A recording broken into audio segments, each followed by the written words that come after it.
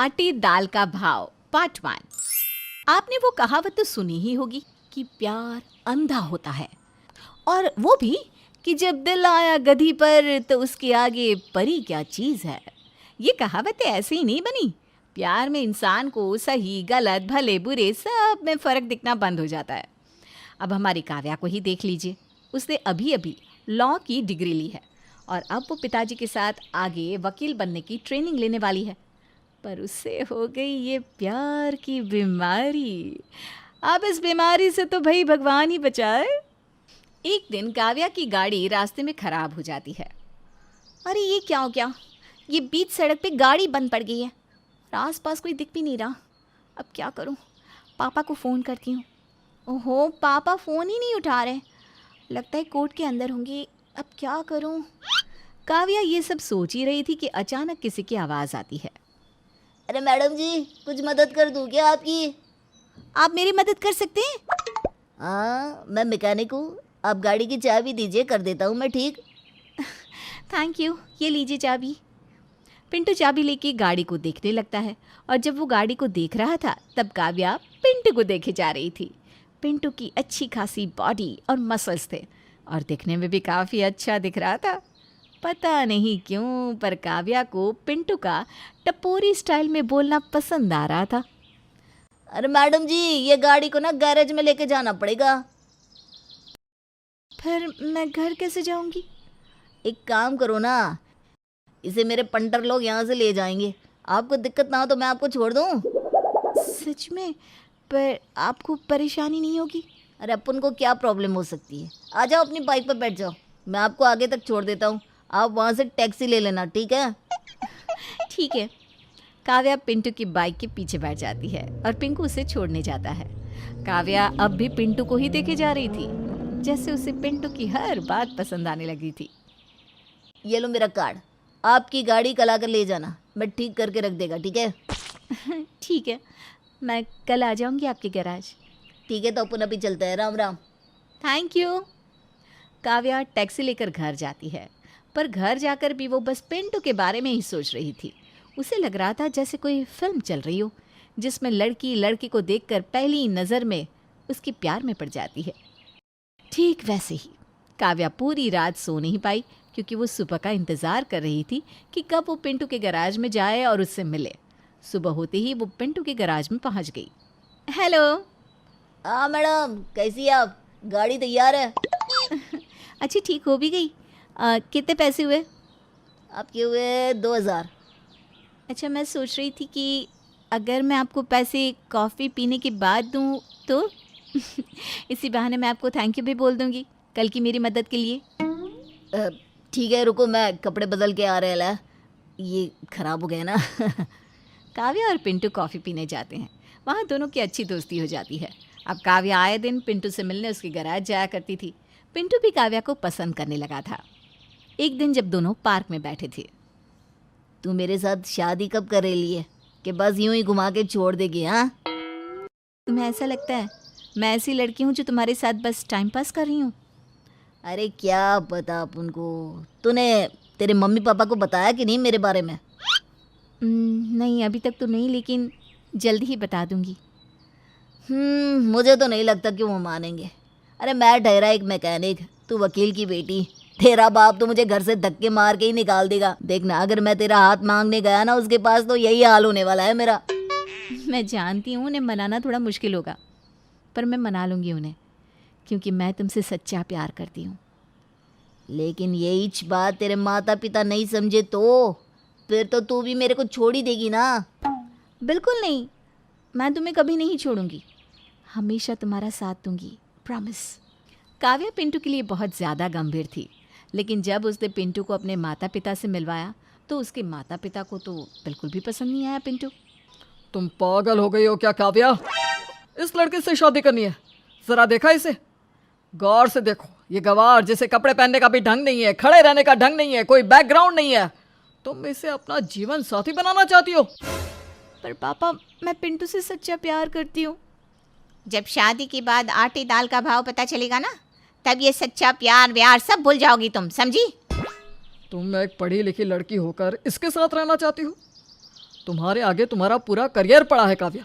तुम आगे चल के वकील बनने वाली हो। क्या कहोगी सबसे कि मेरा पति मैकेनिक है? ये लड़का तुमसे प्यार नहीं करता, बस तुम्हें गुलाम बना के काम करवाएगा अपने घर के। तुम्हारी जिंदगी खराब कर देगा।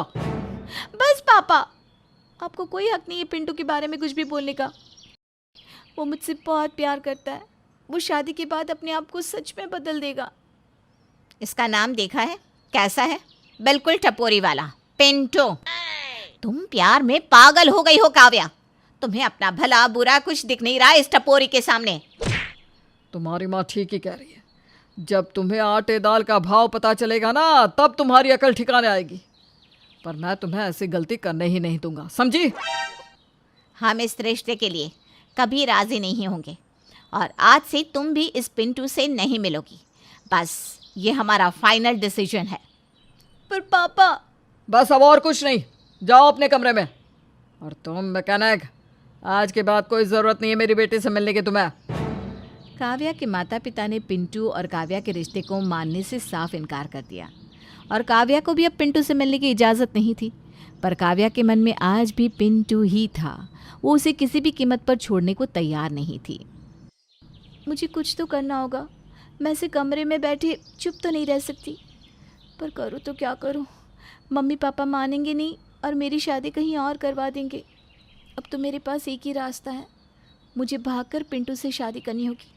शादी के बाद मम्मी पापा थोड़ा नाराज़ होंगे पर फिर आशीर्वाद भी दे देंगे। काव्या अपने घर से रात को भाग जाती है और पिंटू के पास पहुंच जाती है। दोनों सुबह मंदिर में शादी कर लेते हैं और काव्या के माता पिता के पास आशीर्वाद लेने पहुंच जाते हैं। काव्या, मुझे तुम पर कितना नाज था, लेकिन इस टपोरी पिंटू की वजह से तुमने मेरा सर शर्म से झुका दिया। तुमने अपनी ज़िंदगी खराब कर दी है, तुम्हें अंदाज़ा भी नहीं है इस बात का। पापा, मैं पिंटू से बहुत प्यार करती हूँ। मैं नहीं रह सकती थी उसके बिना। तो हम भी तो तुमसे प्यार करते हैं ना काव्या। माता पिता का प्यार कुछ नहीं तुम्हारे लिए। छोड़ो, कुछ मत कहो कावेरी से। इसकी आंखों पर तो अंधे प्यार की पट्टी चढ़ी है। इसे ना कुछ दिखाई देगा ना सुनाए। पर मेरी बात याद रखना काव्या, अब तुम्हें सच में आटे दाल का भाव पता चल ही जाएगा। हाँ, और तब तुम्हारे पास पछतावे के अलावा और कुछ नहीं बचेगा। काव्या के माता पिता ने दोनों को आशीर्वाद नहीं दिया और काव्या को घर से चले जाने को कहा। पिंटू और काव्या पिंटू के घर चले गए, जहाँ पिंटू की माँ पिंटू के साथ रहती थी। काव्या ने अपने माता पिता की बात ना मानकर पिंटू, जो एक मैकेनिक है, उससे भागकर शादी कर ली। और अब वो आशीर्वाद लेने अपने माता पिता के पास वापस आई तो उसके माता पिता ने उससे सारे रिश्ते नाते तोड़ दिए और ये कहकर घर से चले जाने को कहा कि जल्द ही उसे आटे दाल के भाव का पता चल जाएगा। अपने माता पिता के घर से निकाले जाने के बाद पिंटू उसे अपने घर ले आया, जहाँ उसकी माँ भी रहती थी। देख माँ, मैं लेके आए लाए तेरी बहू को। चल जल्दी से आरती वारती उतार हम दोनों की। हाँ हाँ, अभी लाते हो, रुक। ढूंढने तो दे दिया किधर रखेला है। मैं कौन सा रोज रोज किसी की आरती उतारती है। देख, मैं बोला था ना, मैं एकदम परी जैसे मस्त लड़की से शादी करेगा। देख मैं लेके आया। हाँ, तो तू भी तो किसी से कम थोड़ी ना। मेरा मुन्ना एकदम झकास हीरो लगता है, हीरो। चल आजा, अंदर आजा। अब आरती की थाली नहीं मिल रही है मेरे को। अरे चल ना, क्या फ़र्क पड़ता है, आजा। अच्छा किया तू बहू लेकर आ गया। अब मैं कोई काम नहीं करेगी, बस आराम करेगी। ए बहू, करेगी ना मेरी सेवा? जी माँ जी, मैं पूरी कोशिश करूँगी।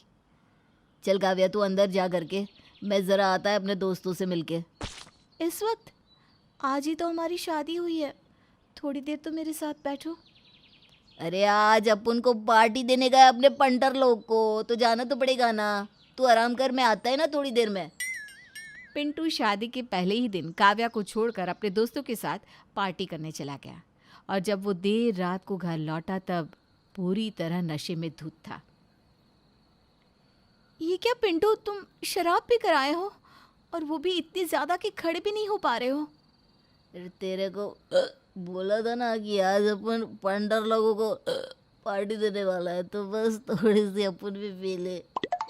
आज हमारी शादी की पहली रात है और तुम ऐसे। देख, अभी ना तू अपन की गर्लफ्रेंड नहीं है, बीवी है, बीवी है। हाँ? तो तेरा को मेरी हर बात माननी होगी। ये टाक टाक, ये शक करना, ये सब बंद कर देने का। हाँ, चल अब मेरे को ना बड़ी नींद आ रही है, तू जा सो जा, मैं भी सोता है रे। काव्या को पिंटू की ये हरकत बिल्कुल भी अच्छी नहीं लगी, लेकिन उसने सोचा कि शायद शादी की खुशी में आज पी ली होगी। अगली सुबह जब वो उठी तो उसकी सास ने सारे घर का काम उसके हाथ में सौंप दिया। झाड़ू, पोछा, खाना, कपड़े, सब कुछ काव्या को अकेले करना पड़ रहा था और उसकी सास उसका हाथ भी नहीं बटा रही थी। माँ जी, आप ज़रा ये काट देंगी, तब तक मैं कपड़े धो लेती हूँ। तेरे होते हुए मैं सब्जी काटेगी क्या बहू? पहले कपड़े धो ले फिर सब्जी काट ले।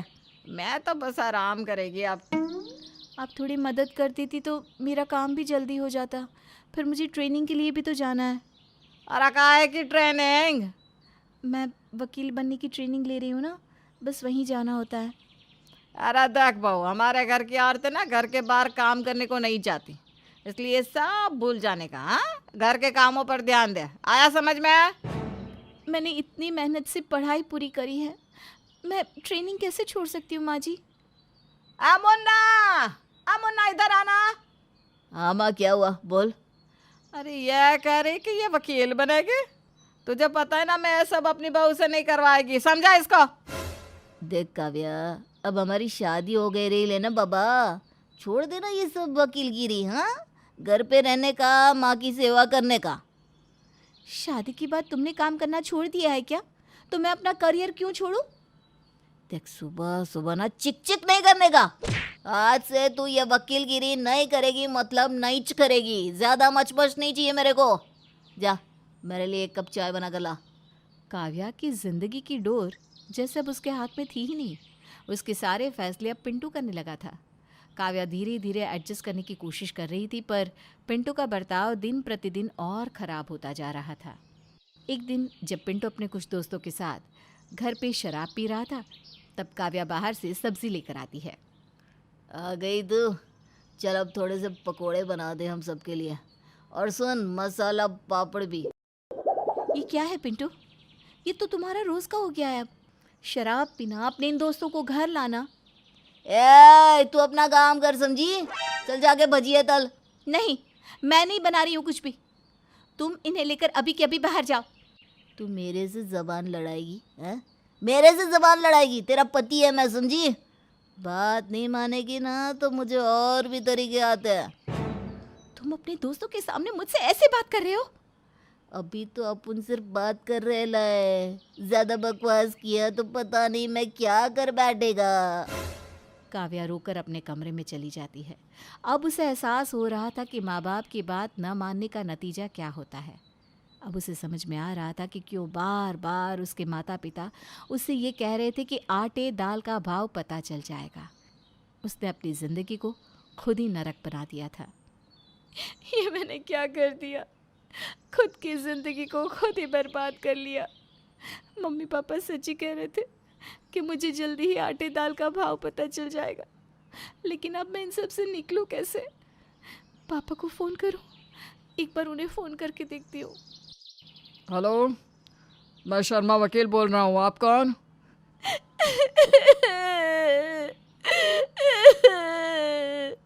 काव्या, काव्या ये तू है ना बेटा? कैसी है बेटा, तू ठीक तो है? मुझे माफ कर दीजिए पापा, मैंने आपकी बात नहीं मानी। I am sorry. कोई बात नहीं बेटा, अब रो मत। मैं जानता था कि एक ना एक दिन ये वक्त ज़रूर आएगा, तो बिल्कुल भी चिंता मत कर। मैं तुझे इन सब से बाहर निकालूंगा। पापा प्लीज़ मुझे यहाँ से ले जाइए। काव्या ने अपने पापा को फ़ोन करके हर एक बात बता दी और अगली ही सुबह काव्या के पापा तलाक के कागज़ के साथ काव्या के घर आ गए। पापा! रो मत बेटा, अब मैं आ गया हूँ ना। और तो सुन, यह है तलाक के कागज़, अभी के अभी इस पर दस्तखत कर दे। तेरे को क्या लगता है मैं इतनी आसानी से इसका पीछा छोड़ देगा? तेरी औकात का तो मुझे पता ही था। एक बात सुन ले, अगर तूने इन कागज़ों पर दस्तखत नहीं किए ना, तो मैं तुझे मेरी बेटी को मेंटली टॉर्चर करने के गुनाह में पूरी ज़िंदगी अंदर करवा दूंगा, समझा? और जानता है ना, मेरी पहुंच कहाँ तक है?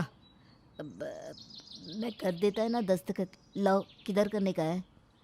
काव्या के पिता काव्या को उस नरक से बाहर ले आए। अब काव्या अपनी एक नई जिंदगी की शुरुआत कर रही थी। उसने अपनी वकील की ट्रेनिंग पूरी की और अपने पिता के साथ मिलकर उनका काम भी संभालने लगी। इसी दरमियान उसकी मुलाकात उसके पिता के दोस्त के बेटे अर्जुन के साथ हुई। अर्जुन को काव्या के अतीत के बारे में सब कुछ पता था। तुम सच में मुझसे शादी करना चाहते हो? तुम जानती हो मेरी पिछली... मैं सब जानता हूँ काव्या, वो सब तुम्हारा अतीत था। हम दोनों एक नई जिंदगी शुरू करेंगे। पर मैं मम्मी पापा से पूछे बिना कोई फैसला नहीं ले सकती। हमारी तरफ से हाँ है बेटा। अर्जुन जैसा लड़का तुम्हें और कहीं नहीं मिलेगा। काव्या को जिंदगी ने एक नया मौका दिया था और इस बार उसने कोई भी गलती किए बिना इस मौके को जाने नहीं दिया, क्योंकि अब उसे पता चल गया था कि जिंदगी में आटे दाल का भाव क्या होता है।